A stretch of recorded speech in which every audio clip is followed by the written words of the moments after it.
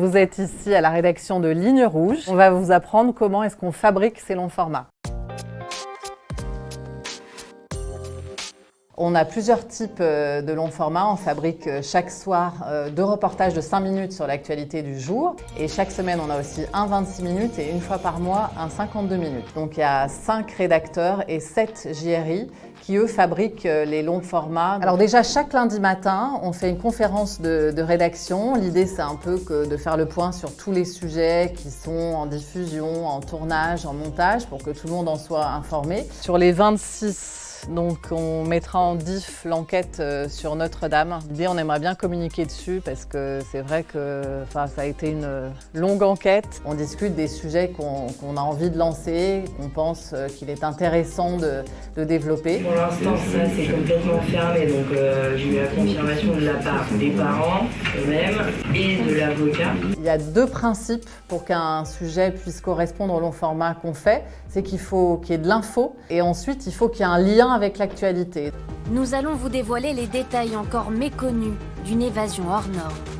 Pour les 26 minutes, c'est une enquête en général qui prend 6 semaines.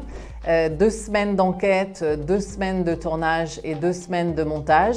Évidemment, on peut aussi être beaucoup plus rapide quand l'actualité l'exige. Par exemple, on est parti en Australie pour un 26 minutes sur les incendies ou pour l'évasion de Carlos Ghosn. Donc à ce moment-là, on a envoyé un JRI au Japon, un JRI en Turquie et un autre au Liban. Et pour les 52 minutes, là c'est une enquête beaucoup plus longue puisque les journalistes travaillent à peu près 3 mois et demi. Quand le sujet est à l'étape de l'enquête, on fait des points réguliers avec le journaliste pour savoir où il en est, pour savoir s'il faut réorienter le sujet, pour savoir quelles sont ses difficultés.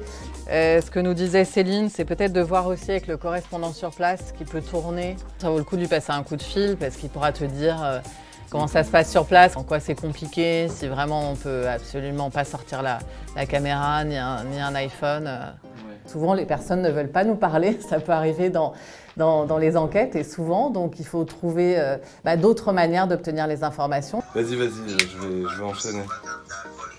De quoi? Let's play? Ouais, let's play. Il faut arriver à raconter en images des choses qui n'ont pas été filmées. Par exemple, là en ce moment, il y a un sujet à Calais et on a très peu d'informations, très peu d'images. Il faut qu'ils trouvent un moyen de mettre ça en images pour qu'on comprenne et que l'information soit retransmise aux téléspectateurs. Parfois aussi, on s'appuie sur la rédaction.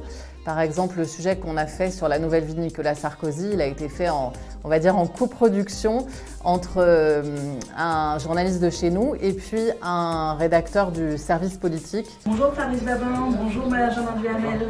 Alors vous signez ce soir une longue enquête sur Nicolas Sarkozy après le pouvoir. Ce sont des sujets qui ont de l'enjeu, qu'il faut vérifier. Il y a plusieurs validations avant qu'ils soient mis à l'antenne. Il y a une première validation qui est faite au fur et à mesure par nous à la rédaction en chef. Je vais essayer de savoir quels sont les réglages qu'il avait sur l'appareil. Et ensuite, il y a une validation de la direction. Un colosse qui cache aussi des failles profondes. Ils viennent voir le sujet, ils peuvent donner leur avis et ensuite il y a des modifications. Il faut être méticuleux et il faut évidemment que l'histoire soit agréable à regarder, qu'elle corresponde à la réalité. Tout ça, ce sont des étapes très importantes qu'il faut respecter. Ça prend du temps.